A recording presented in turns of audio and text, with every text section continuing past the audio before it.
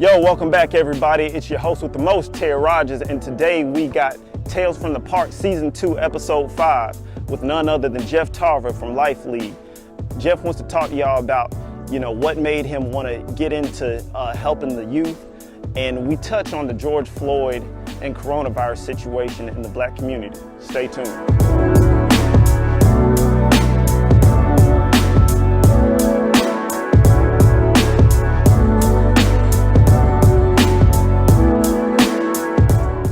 All right, so my main man, Jeff Tarver.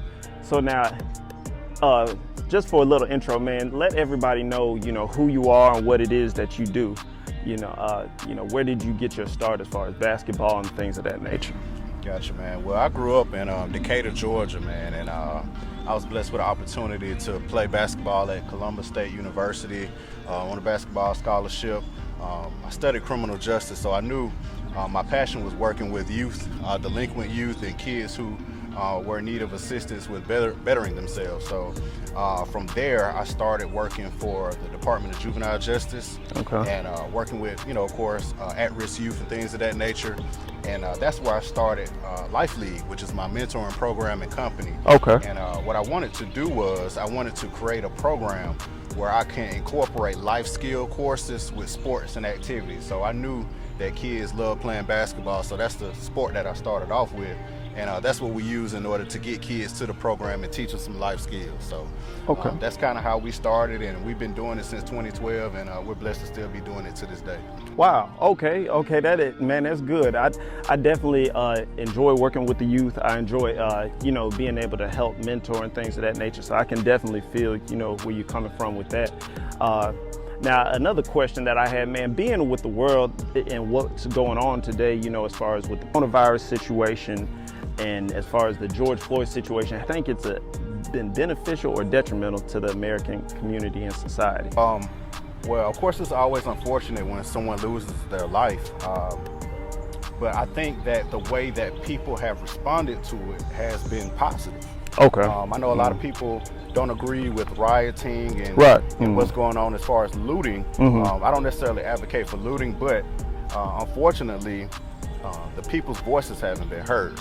So if you have to get to a point to where you have to riot a little bit, then you have to do whatever you need to do in order to make sure that your demands basically striking a nerve. Absolutely. You got to get people's attention. Yeah. And I commend these young people that are out in the street, not just young and old, that are out in the streets doing what they have to do in order to bring change in America. Right. So now that we have the world's attention, now it's time to put demands on the table and make sure that you actually get what you've been protesting for. Right. That comes with voting. That comes with, your leaders that you got coming in and things like that. Okay. And I want to say this too, Terry, because I think a lot of times we stop at voting. Voting is very important, but make sure that you're getting something for your vote. A lot of times we just say, well, y'all need to get out and vote, but we're not getting anything out of your vote. Voting is quid pro quo. So if these politicians aren't willing to give you something for your vote, then no, don't vote for them. Right. So now it's the time for especially black people to put demands on the table and say, this is our agenda. And if you can't, provide for us what we have on this agenda, then you won't get our vote. So it's as simple as that. If you want to get in office, this is what we require. If not, then we'll give our vote to the person that's going to give us what we want. Okay. I can definitely feel that answer. I mean, if you want your voice to be heard, demand something that comes along with your voice. Okay, so now I wanted to ask you, being that you started Life League and now you have kids that look up to you, who's somebody that you looked up to, like when you were coming up as a kid, or athlete, entertainer, somebody that you said, what, man, I want to kind of to aspire to be that. I know I can't be exactly like that person, but I can see myself doing what that person is doing. I like to shake things up a little bit. Right. Okay. So I don't necessarily look up to athletes and right. things of that nature unless they're standing for something. Right. So the person that I looked up to personally, and this person died before I was born, was Malcolm X. Very true. The things that he was saying and how to go about getting change. I think that a lot of people are resonating with his ideology today.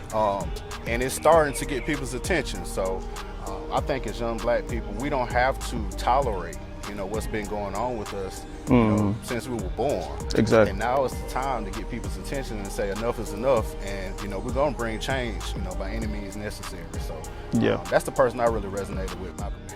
I agree. The things that Malcolm, you know, stood up for as far as racial injustice, you know, even for me, just going back, even a person like Tupac, you know, some of the things that Tupac spoke, I can kind of see in today's time.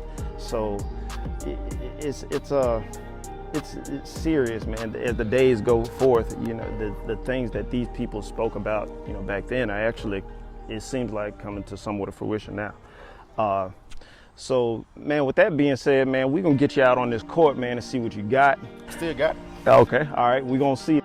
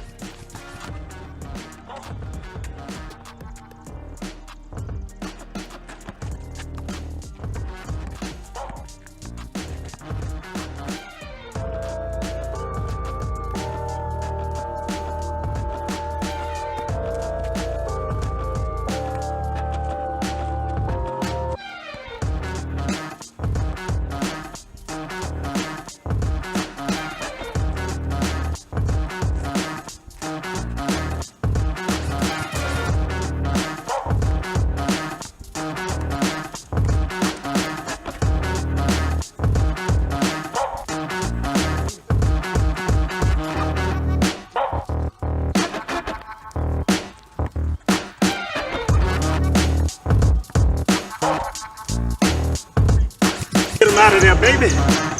Let's go. Who else wants something on Tales from the Park? Woo! You got it, Becky.